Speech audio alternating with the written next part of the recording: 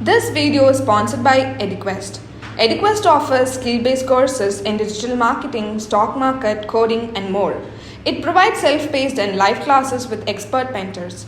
Gamified learning helps students practice with real-world projects. Courses are available in both Tamil and in English. Get certified and boost your career with affordable combo offers. EduQuest website link available in the description. If you're interested to join in the class, click the link and know the full details and then join with your wish.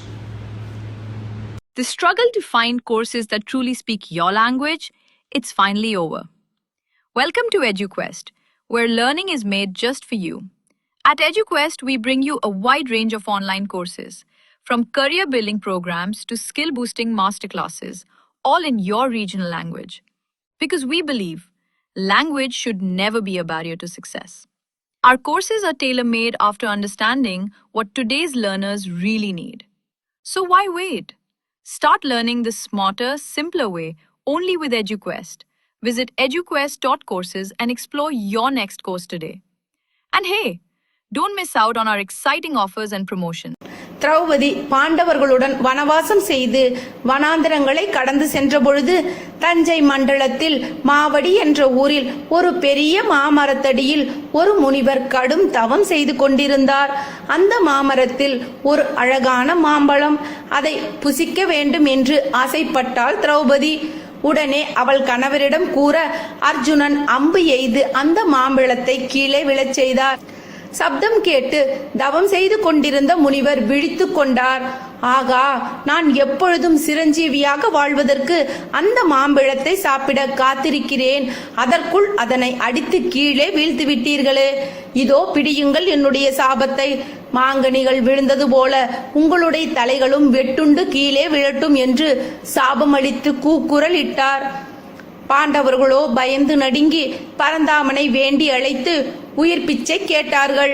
பரந்தாமனும் சொன்னார், நீங்கள் ஒவ்வொருவரும் உங்கள் மனதில் ஒளித்து வைத்திருக்கும் ஒரு உண்மையை சொன்னால் அந்த மாங்கனி ஒவ்வொரு உண்மைக்கும் கொஞ்சம் கொஞ்சமாக மேலே உயர்ந்து சென்று மரக்கிளையில் ஒட்டிக்கொள்ளும்.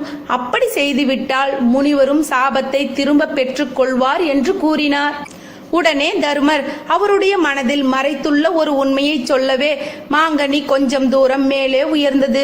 இப்படி பாண்டவர்கள் ஐவரும் ஆளுக்கொரு உண்மையை சொன்னவுடன் அந்த பழம் மரக்கிளைக்கு அருகில் போய் நின்றுவிட்டது.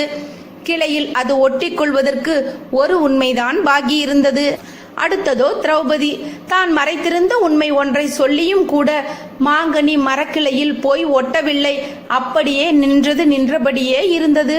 அப்பொழுது பரந்தாமன் கிருஷ்ணனோ கோபத்துடன் திரௌபதியை நோக்கி, திரௌபதி, நீ எதையோ மறைத்து போய் கூறுகிறாய். நீ அந்த உண்மையை சொல்லாவிட்டால் உங்களுடைய அனைவரது தலைக்கும் ஆபத்து என்று கூற மிகவும் பயந்து போனாள் திரௌபதி. உடனே அவள் ஒரு உண்மையை சொன்னாள். அந்த உண்மை, பாண்டவர்கள் ஒவ்வொருவரும் மாபெரும் ஆற்றல் பெற்ற மாவீரர்கள் என்பதை அறிவேன் நான். அவர்கள் என் மீது வைத்துள்ள அளப்பரியா அன்பையும் பண்பையும் அறிவேன்.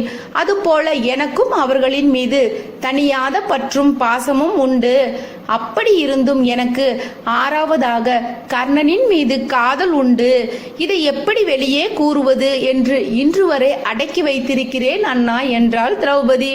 இந்த உண்மையை சொன்னவுடன் மாங்கனி மரத்தில் போய் ஒட்டி கொண்டதை எல்லோரும் கண்டு வியந்தனர். கிருஷ்ணன் திரௌபதியை பார்த்தார். முகம் சிவந்த அந்த உத்தமியின் ரகசியத்தை பாராட்டினார். பாண்டவரை நோக்கி பரந்தாமன், பாண்டு புத்திரர்களே, இதுதான் ரகசியம். நீங்கள் கூறியவை ஆசைகள்.